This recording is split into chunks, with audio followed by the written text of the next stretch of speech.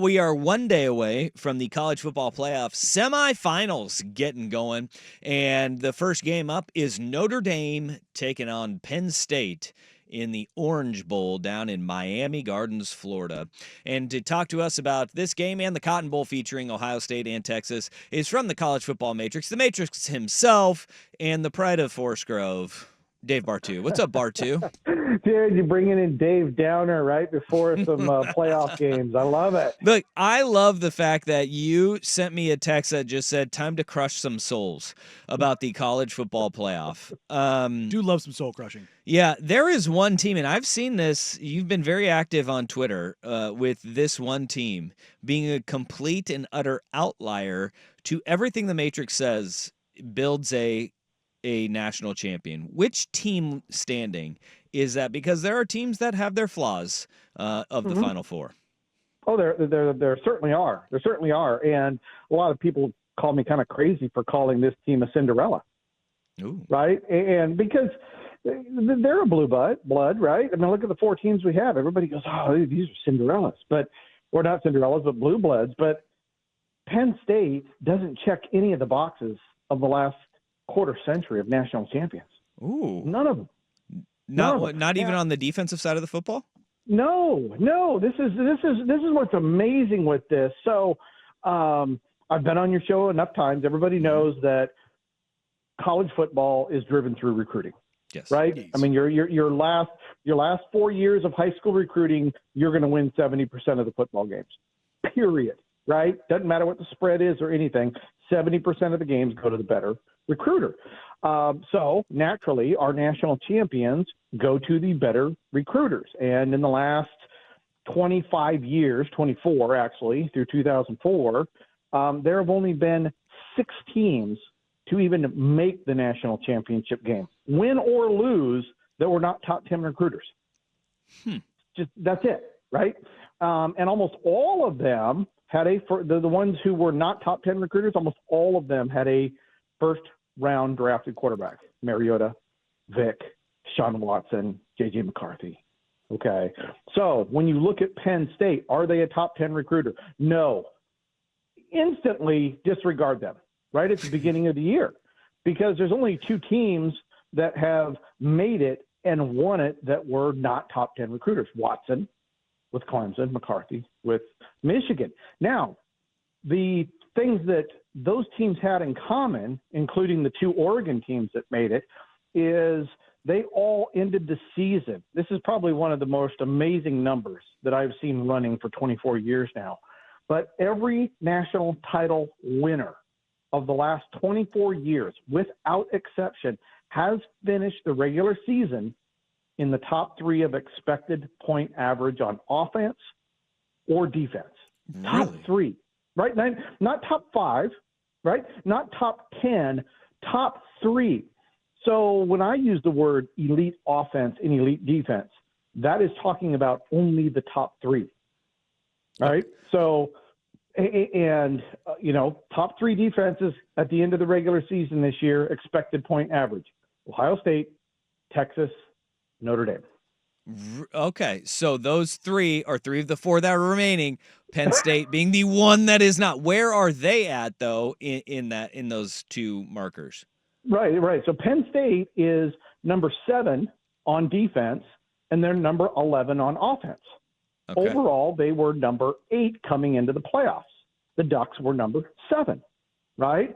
But Notre Dame, Ohio State, and Texas are the only ones that were in the top 3 of the offense or defense. On the offensive side, it was Miami, Notre Dame, and Indiana. Oh, really? So, and so Indiana got wiped out, and Miami didn't even make it. So right now, if Penn State wins this, they will be the first. Now, granted, we're waiting to see if Algar or whatever, Drew Aller, the quarterback. Yeah, we're going to wait and see if he's a first-round draft pick. None of us are betting on that one, right? None of us are betting on that one. No. But if he doesn't end up being one and Penn State ends up winning it, it will be the first non-top 10 recruiter to win it without a first-round quarterback. And it will be the first team in 25 years to win it without being top 3 in offense or defense. I Okay. mean, this is Penn State is setting themselves up to be the biggest outlier of a quarter century. Okay, where are they at in that 4-year rollover recruiting average that you talk about so 15. often? They They're were 15. 15th in the 4-year Yep. recruiting average, and I'm looking at it. Their 2025 class is at 15th. Their 24 class is at 15. So yeah, it sounds about right. Is like right This is in where the they've 15th. been for a century. They're not a top 10 recruiter. Is You there can't. Is there a metric that they are shining in, though, that can explain how they've gotten to this point? Or is it just kind of luck of the draw, where you're at in the playoff, and maybe the schedule that they had during Big Ten play? Yeah, I think all those things come into account, right? Because, yes, they're not a top 10 recruiter, but they're top 3 in their conference, right? Who are their 2 losses to? Oregon 2 top and Ohio 10 State. recruiters, Yep. right? So they didn't have a terrible schedule from the standpoint of who did they have to beat to get there. When they did win a game, they won them by huge margins. All right, so game control from that standpoint, so they're very efficient on offense and defense, and then they got huge bracket luck. I don't think any of us are arguing the bracket luck that they had this year getting to where they're at. So I think you put all those things together, and it's just a great window of opportunity to get where they're at. But now they have to go win back-to-back games against top 10 teams, against top 10 recruiters as underdogs. It's a tall task for them to do it, but they're there, so I guess they could get it done, but I wouldn't bet it. You only have obviously this year's data with the expanded playoff. How much do you anticipate, though, these outliers not becoming the norm, but becoming more prolific? Because, as you said, for the last 25 years, these indicators are X, Y, and Z. And the input is the output because we have so much data and because the field was so tight. But when you throw in the additional outliers, you throw in the additional games, you throw in the additional opportunities, how much is that going to skew things and allow for these opportunities? Or is Penn State going, or in your belief, I should say, how much is Penn State going to be bucking the trend? So a lot of people I talk to see the 12 team, soon to be 14, soon to be 16 team expansion as a way for like the Boise's and the Arizonas to win it all, Arizona State to win it all, right?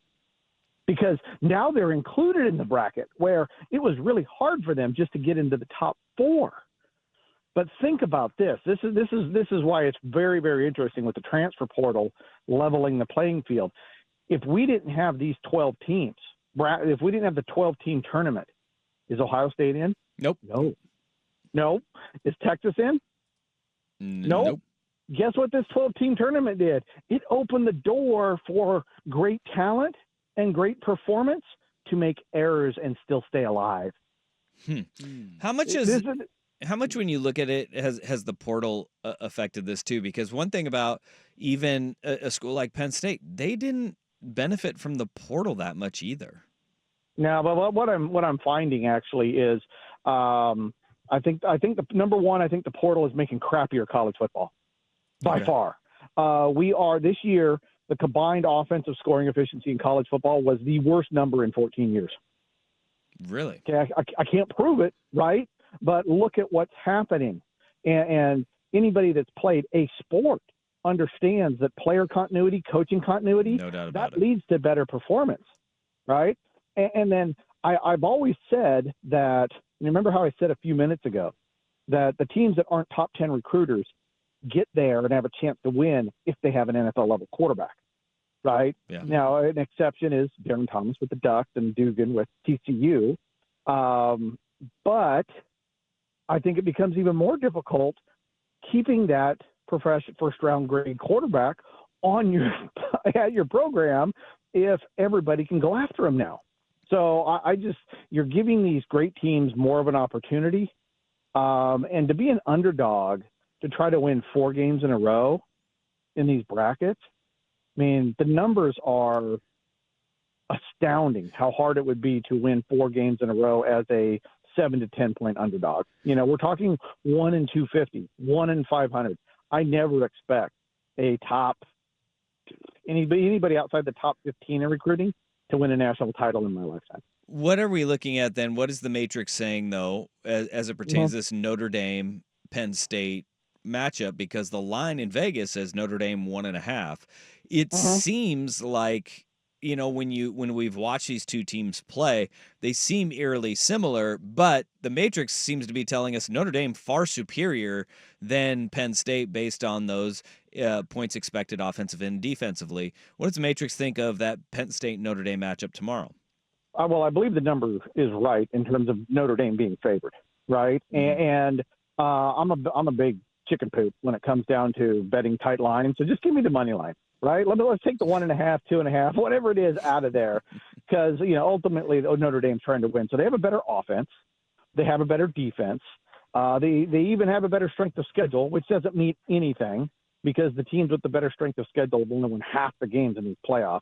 So anybody thinking strength of schedule matters can just chuck that right out of their brain. It's a dumb argument. Okay, I've long thought this, Dave. Sorry to cut you off. Strength of schedule is inherently biased. Am I wrong in saying that because of the way that it is kind of mocked up in the way that some conferences manipulate the schedules and how games are played? Well, there's a lot of things with strength of schedule that are an issue. One of them is just how much data do we have? Right? I mean, these teams only play 3 non-conference games apiece. There's 134 of them. How do you measure schedules against one another when 75% of the games are set and in conference? You want a great strength of schedule? Start getting a Big 10, Big 12 matchup in September, right, where everybody plays everybody. SEC, ACC, Big 10, Big 12, all that stuff. Try to get these teams to play more. So I think the strength of schedules are difficult, if not impossible, to create a good one. And there's no correlation between the strength of schedule and winning and losing football games. There's none. If it's Dusty versus Danny and you give me the strength of schedule, I'd rather just flip a coin. It's easier. It's almost the same odds, right? It's almost the same odds. And look at these teams that we have right now. We have Texas. We have Notre Dame. We have Penn State, and we have Ohio State. Do you know how many top 25 wins those 4 teams had in the regular season? 4. 4? 4.